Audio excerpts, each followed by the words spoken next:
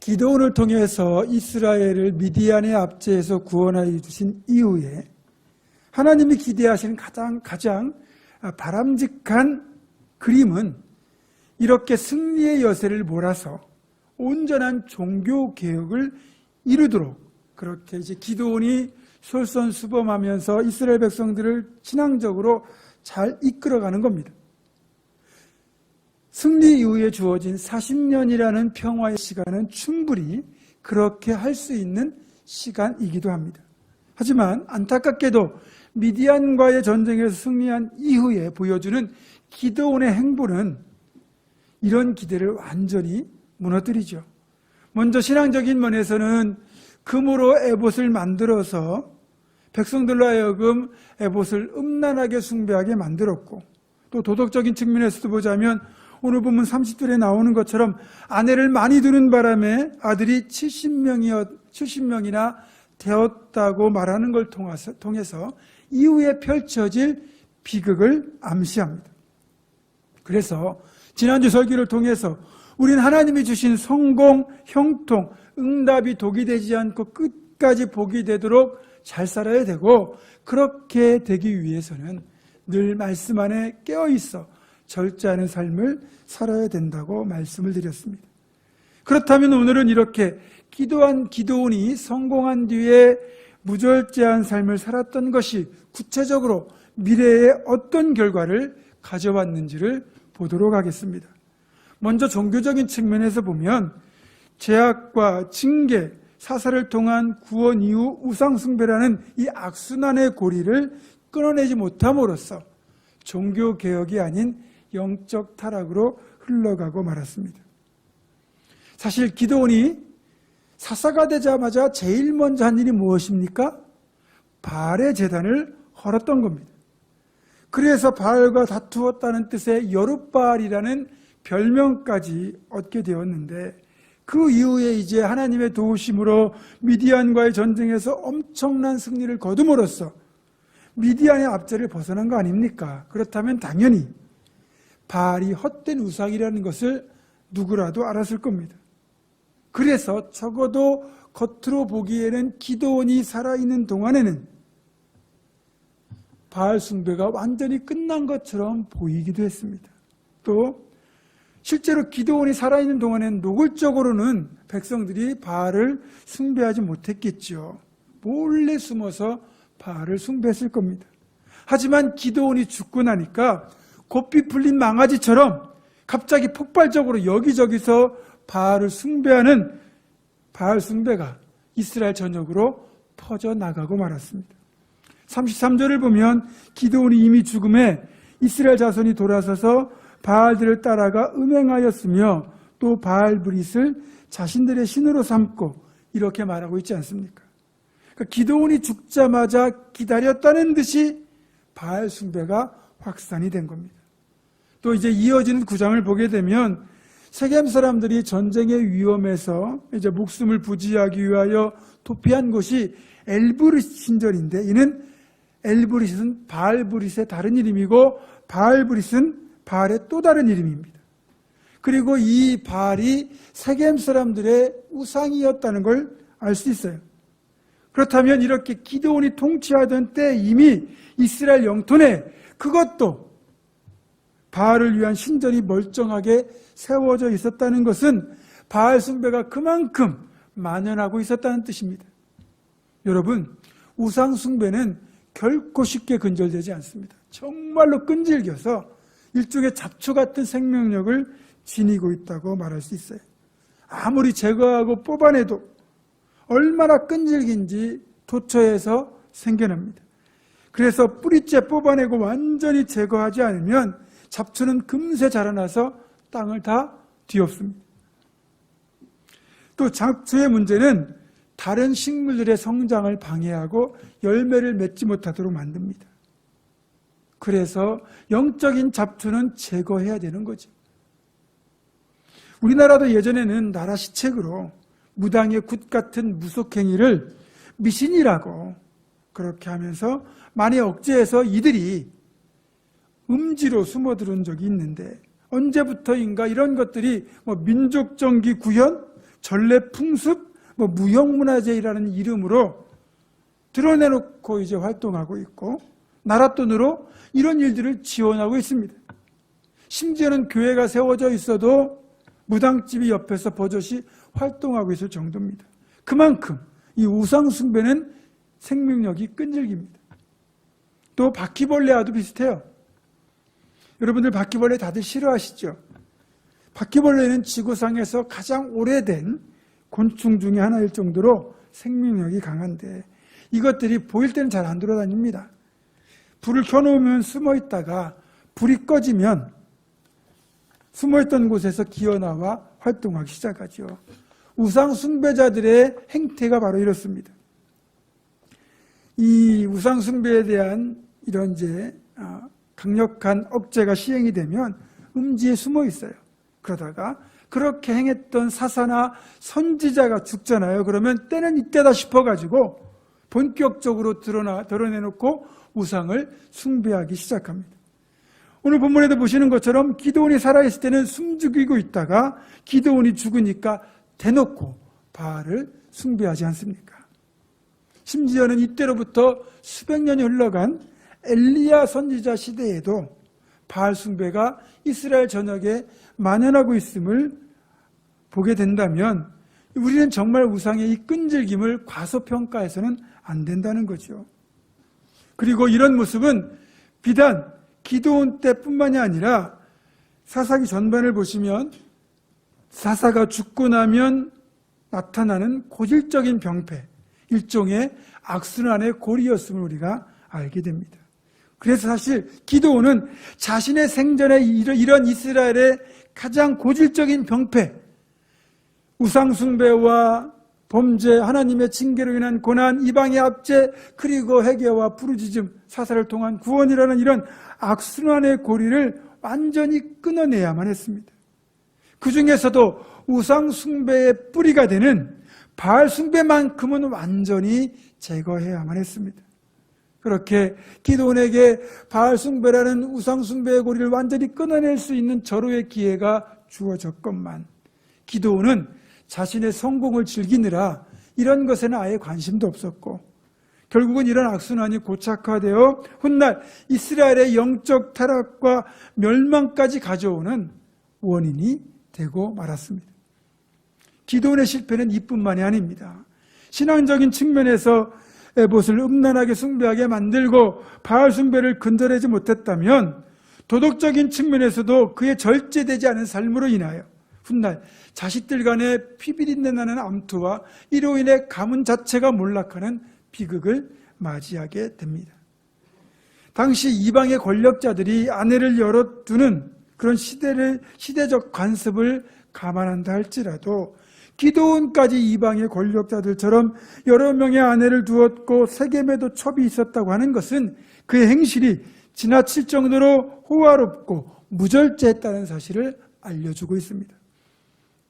여러분 보세요. 기드온의 집은 므낫세 지파의 땅에 속한 오브라라고 하는 곳입니다. 그런데 거기에서 멀리 떨어진 세겜이라는 곳, 에브라임 지파의 땅인 세겜에 첩이 있었다는 것은 그 행실이 어떤지를 말해주고 있죠. 세겜뿐이었겠습니까?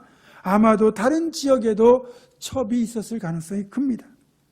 기드온은 성공 이후에 종교개혁과 삶의 절제를 이어가는 대신에 오히려 백성들을 우상숭배로 흘러가게 만들었고 자신은 그렇게 성공한 이후 그 권력을 이용하여 부절제한 삶을 살고 쾌락을 추구함으로써 이렇게 결국 자신과 자신의 집, 나아가 이스라엘 전체에 이것이 올무가 되도록 만들고 말았습니다.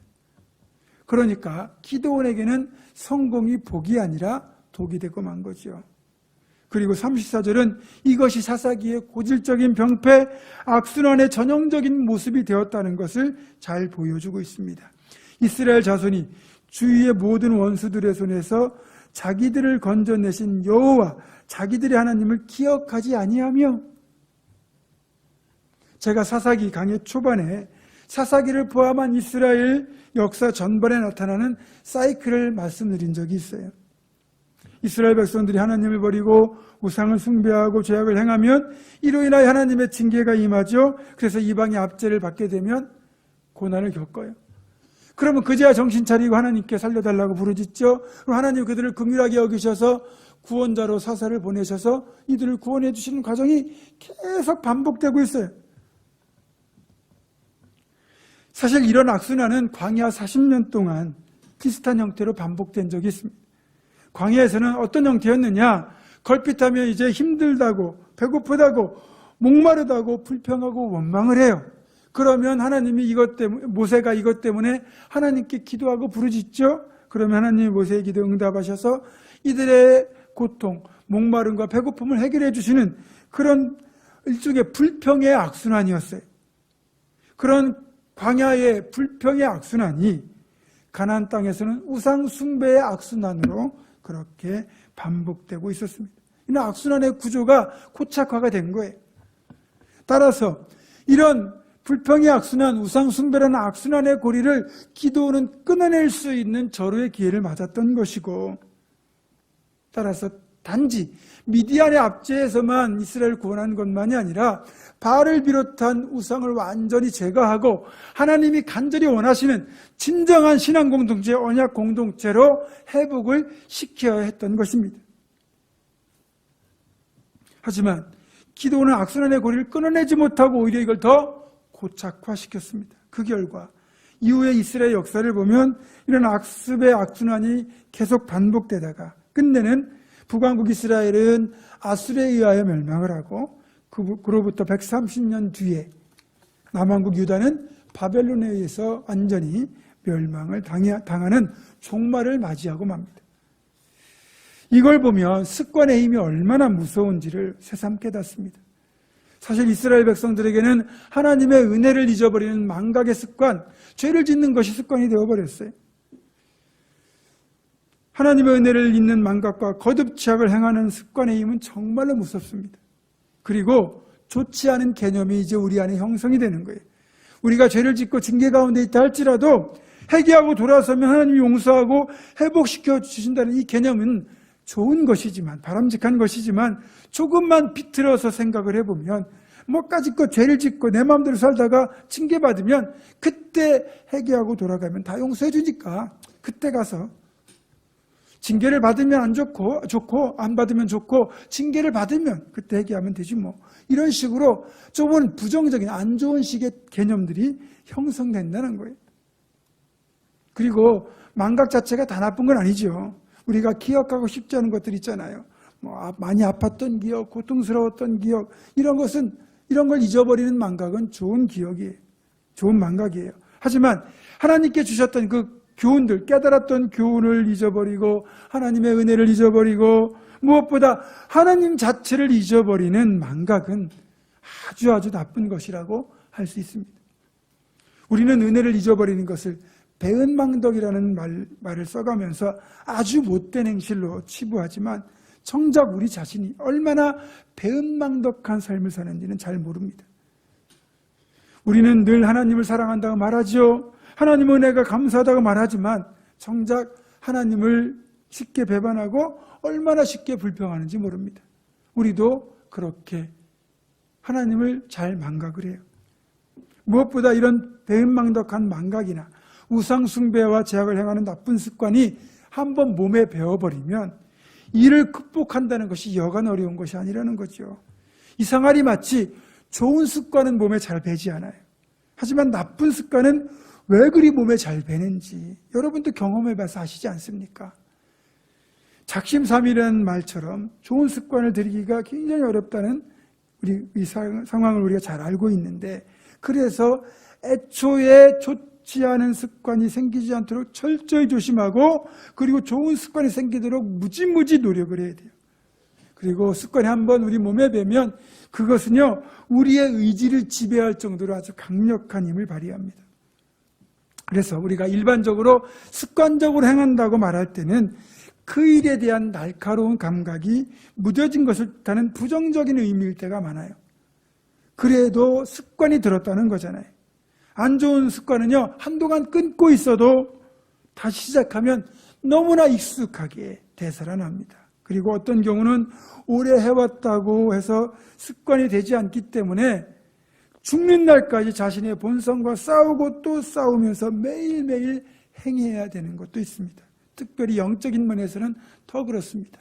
기도의 삶, 예배의 삶이 그렇죠. 평생 기도를 해왔다고 해서 기도가 몸에 배는 것이 아니에요. 쉬면 쉬는 대로 금세 몸이 적응합니다. 그래서 이왕이면 좋은 습관을 몸에 배도록 힘쓰는 것이 좋죠. 1만 시간의 법칙이라는 말 들어보셨죠? 무엇이든지 1만 시간을 투자하면 그것이 내 습관이 된다는 거예요.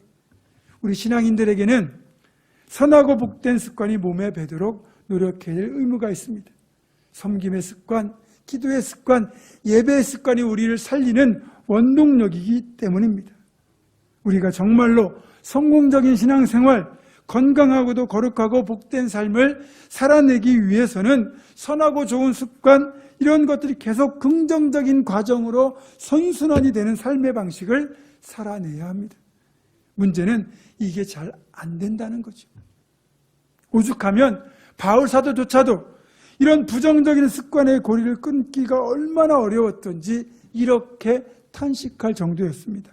로마서 7장 23절과 24절입니다. 내 지체 속에서 다른 법이 내 마음의 법과 싸워 내 지체 속에 있는 죄의 법으로 나를 사로잡는 것을 보는도다. 오호라, 나는 곤고한 사람이로다. 이 사망의 몸에서 누가 나를 건져내랴. 바울 사도조차도 그렇게 부정적인 습관의 고리를 끊는 것이 그만큼 힘들었다는 거죠. 그러니까 탄식까지 하죠. 우리가 어떤 선한 일을 결단했다고 해서 즉각적으로 내가 새로운 사람이 된다는 것, 새로운 삶을 산다는 게 어렵다는 뜻이에요. 솔직히 우리의 의지와 결단만으로 옛사람을 단절하고자 했다면 여러분 그게 성공했겠습니까? 대부분 다 실패하고 맙니다. 그만큼 좋은 습관을 들이는 것이 어렵다는 뜻이죠. 요즘 다이어트를 결심하고 혹독하게 다이어트를 해서 어느 정도 성공하라는 뒤 그걸 지속하지 못하고 또다시 폭식하고 또다시 건강에 적신호가 켜지면 다시 살기 위해서라도 다이어트를 하고, 그래서 어느 정도 결과를 얻고 나면 또다시 먹고 싶은 대로 먹고 하고 싶은 대로 하다가 요요현상이 나타나는 이런 일을 반복하는 악순환을 우리는 자주 겪습니다. 해마다 새해가 되고 나면 담배를 끊겠다고 결심하는 분들이 꽤 많습니다. 하지만 이런 분들 중에서 금연에 성공하는 분들의 비율은 극히 낮습니다. 심지어는 담배를 끊은 사람과는 상종도 하지 말라고 할 정도로 정말 여간 독하지 않으면 담배를 끊기가 그만큼 어렵다는 거죠. 어쨌든 담배가 그만큼 몸에 백해무익한 건데 그렇게 끊는 것이 어렵다면 아예 호기심에서라도 담배를 처음부터 가까이에서는 안 된다는 거죠. 담배뿐이겠습니까? 우리의 신앙과 삶에 마이너스가 되는 좋지 않은 어떤 것이라면 그것이 우리에게 습관이 되지 않도록 철저히 막아야 됩니다. 요즘은 이 좋지 않은 습관을 중독이라는 말로 표현하기도 합니다. 결국 내 의지로 안 되는 이런 부정적인 습관이 반복되는 악순환의 고리를 끊으려면 철저히 내 의지로는 되지 않고 성령님의 도우심을 받아야만 합니다. 그리고 삶의 습관을 건강한 방향으로 이끌어가는 그런 선순환의 방해가 되는 그 작은 것들이라도 그 작은 것들을 우리가 결코 작다고 무시하면 안 됩니다. 그것이 우리가 작은 틈을 방치하면 그것이 치명적인 실패로 이어질 수 있기 때문이에요. 여러분 자동차 타이어에 이 자그마한 나사못이 박히면 그것 때문에 타이어에 바람이 빠져가지고 자칫 큰 사고로 이어질 수도 있습니다. 기억하시는지 모르겠는데 1986년도 발사 후 73초 만에 공중에서 폭발하면서 거기에 탑승한 우주인 7명 전원의 목숨을 앗아간 챌린저 폭발 사고. 이 폭발 사고의 원인은 이음새의 아주 작은 결함 때문에 발생한 참사였다고 합니다. 작은 결함이 그만큼 무서운 결과를 가져온 거죠. 어떤 사람이 자동차를 운전해서 이제 각 도시로 이렇게 이제 도는 출장을 떠났습니다. 그리고 도착한 도시의 호텔에 하룻밤 또 묵게 되었습니다. 그런데 그가 묵게 된 방의 창문이 살짝 열려 있는 겁니다. 근데 그게 피곤하고 귀찮아서 그냥 창문을 조금 열어놓는 걸 무시하고 잠이 들었는데 그 틈 사이로 모기 한 마리가 들어와가지고 밤새도록 뜯고 윙윙거리는 바람에 그만 잠을 설쳤습니다. 그리고 그렇게 수면 부족 상태에서 다음 도시로 이동하려고 운전을 해가다가 그만 졸음운전을 하게 되었고 교통사고를 내고 말았습니다. 조금 열려있던 창문을 피곤하고 귀찮다는 이유로 그리고 작은 틈이라는 이유로 무시했다가 결국 이것이 이 사람의 운명을 좋지 않은 쪽으로 바꾸는 사고로 이어지고 말았습니다. 여러분, 작은 것을 무시하면 안 되죠. 오늘로써 코로나19 바이러스로 인하여 사회적 거리두기가 시작된 지 벌써 만 5개월이 지났습니다. 금세 끝날 것이라는 예상과는 달리 코로나는 현재 진행형입니다. 이제는 현장 예배를 어느 정도 해보겠지만 아직도 사역과 교제에는 제약이 많이 있습니다. 이런 상황이 지속되는 가운데 적지 않은 분들이 이 코로나 사태가 장기화되면서 예배 횟수가 줄어들었고 기도와 사역이 멈추고 온라인 예배에 익숙해진 것이 자칫 우리 영성에 마이너스가 되지 않을까 걱정을 많이 하십니다. 이분들의 염려가 틀린 말이 아니죠.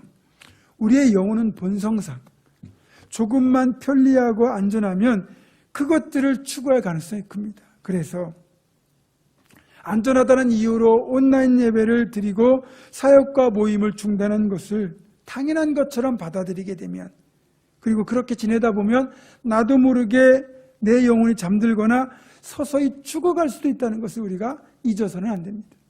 여러분, 냄비 속의 개구리 이야기하시죠?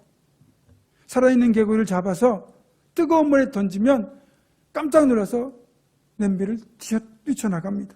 하지만 미지근한 물에 넣어놓은 뒤에 서서히 물의 온도를 올리면 개구리는 물의 온도의 변화를 알아채지 못하고 결국 빠져나가지 못해서 그곳에서 죽고 맙니다.